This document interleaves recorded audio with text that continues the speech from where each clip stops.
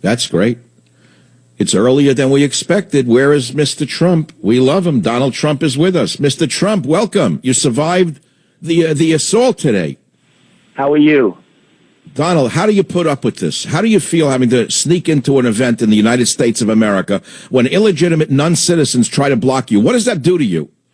Well, it's terrible. I mean, you have Lion Ted Cruz he's got millions of votes less than me, hundreds of delegates less, and they try and steal an election. It's a rigged system, but I have so much more that I think we get it right on the first ballot, Mike. We're going to get it right on the first. We're way over, so we're going to get it. I understand what's going on, and he's the only one who doesn't know he lost. Apparently, he and Carly Fiorina think that they're still in the game, and we know that.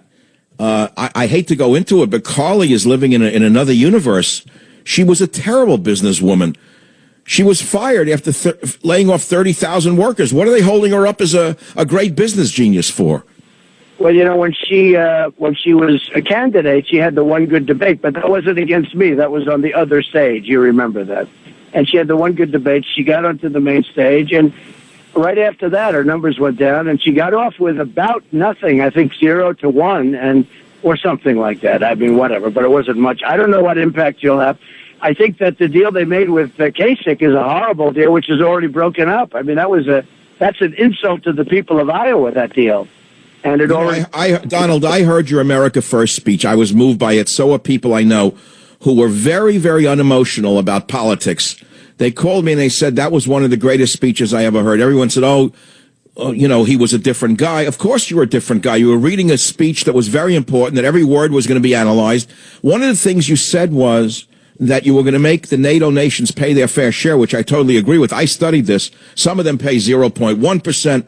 How do you actually think how would you get NATO nations to pay their fair share for the defense of NATO? Ask them, Michael. That's what I do. I mean, you got to get them. You got to get them in a row. You got to say, look, we're not going to protect you. We can't be taken advantage of anymore, Michael. In NATO, they have 28 nations. We can't be taken advantage of with many of these nations getting protection, not even paying what they're supposed to be paying as per agreement. And all of that's going to stop. And so many other things are going to stop, that we're going to make great trade deals and we'll make our nation rich again. China and all of these countries that we deal with on trade have just ripped us to a point where we're a debtor nation. We owe $19 trillion. And then the NATO nations, many of those nations, and I mean really many, they're not paying what they're supposed to. So they think the United States is led by maybe stupid people or weak people, and they won't ask. But I'll be asking for the back pay also. I don't blame you. Mr. Trump, I wrote a little article about your speech, and I said that you have been misinterpreted as an isolationist by globalists, and I described your philosophy as America First. And I said Mr. Trump's foreign policy is based more on making America's interest dominant, not subservient. Isn't that more or less it? 100%. I'm not an isolationist, but I don't want to do business if we're going to lose $500 billion. We have a trade deficit with China, $505 billion, okay? $505 billion. Mm-hmm. Balance it. It's got to be balanced. I mean, we're not looking for the end of the world, but it's got to be balanced. And Donald, I agree with you. I'm sorry, go on. I didn't mean to interrupt. Go ahead, please. I'm not an isolationist, Michael, at all. You know that. But I'm a person that wants fairness for our country and for our people and for our taxpayers. And we just can't continue to go on like this, and I want fairness.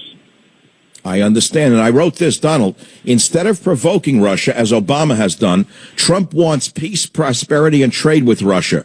Instead of carrying the entire defense costs of NATO, Trump wants NATO member nations to pay their fair share of defense costs. One of the biggest things to me is this issue with Russia. The most insane policy I've ever seen in my life is Obama goading Russia, calling Putin Hitler. You certainly want to reverse that. Isn't that correct? Well, look, Russia can do a lot of good for us. I mean, when I heard 6 months ago they wanted to bomb the hell out of ISIS, and maybe they had other things in mind also, because, they have a different view on Syria than our so-called leaders. And, frankly, they ought to start thinking, our people ought to start rethinking their whole policy. But ISIS, they want to bomb, and we have people saying, we don't want them to bomb ISIS. And I'm saying, what are these people thinking about?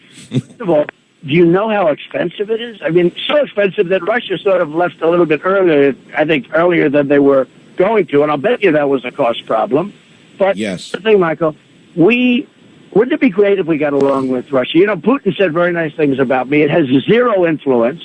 He actually called me a genius, but that's okay. Has zero influence on me, Michael, zero. But if we can make good deals, and you know what? If we can't, I'll know almost instantaneously, and I walk from the table. Unlike us, we never walk from the table with the Iran deal. You know, we don't walk. We never walk. We just keep agreeing whatever they want. Donald, I said your speech is very simple. It's called America First, contrasting with Obama's mantra, which is America Last. And the fact of the matter is, Obama has abandoned our friends and bowed to our enemies, as I've said for years. You said the same thing. He supported the ouster of a friendly regime in Egypt that had a long-standing peace treaty with Israel, and then helped bring the Muslim Brotherhood to power in its place. You happen to be one of the great supporters of Israel. Why are they making you into an anti-Israel? Lost the contact on the Savage Nation. I hope not.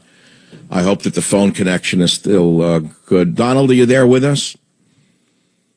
Something happened, ladies and gentlemen of the Savage Nation. We're waiting to reconnect with the most important man in world politics right now, the man everyone is waiting to hear from, and that would be Donald Trump on the Savage Nation. Yes, is he back with us? Look, this is live radio. This is what happens. Donald, are you back with us on the program? I'm in San Francisco on the runway, and we just got cut off, so... Oh, I wonder why you got cut off. Okay, a little interference from the control tower. Donald, where do you go from here? Where are you flying to now? Well, now I'll be going back to Indiana, and we're doing great there. We're getting wonderful poll numbers. We have unbelievable people. We had, as you know, Bobby Knight endorse me yesterday, and he's fantastic. A real champion, a real winner. And I'll be really focusing right now. Right now, I'm in Los Angeles, and I'm in San Francisco, back and forth. But I'm going to Indiana. We're going to focus there, and I'll be leaving there on Tuesday. And then I'll be coming to various other states where we're campaigning. So it's a lot of work. But the end result is we're going to make America great again, and we're going to make it maybe greater than ever before.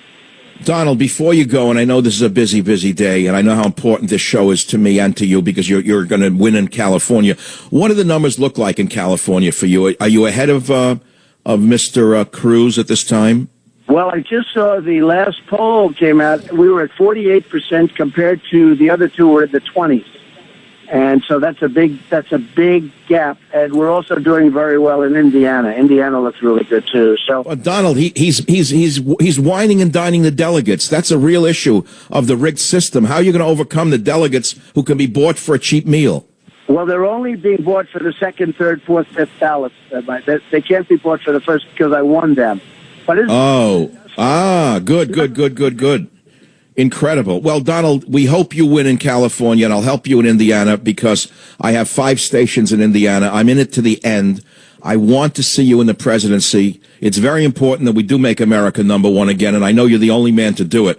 And I want to thank you so much for taking the time out of this hectic, crazy day for joining us on the Savage Nation, and good luck today, tomorrow, and into the future.